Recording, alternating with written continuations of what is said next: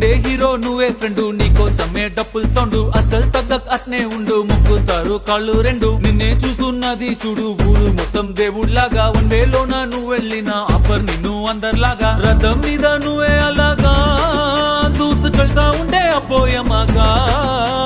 CM PM ఎదురే వచ్చినా నువ్వు సలాం కొట్టే పనే లేదుగా. ముందర్లాగా అంత ఈజీగా నిన్నే కలుసుకోలేరుగా, నీతో ఫోటో దిగాలన్నా సచ్చేటంత పనవుతుందిగా.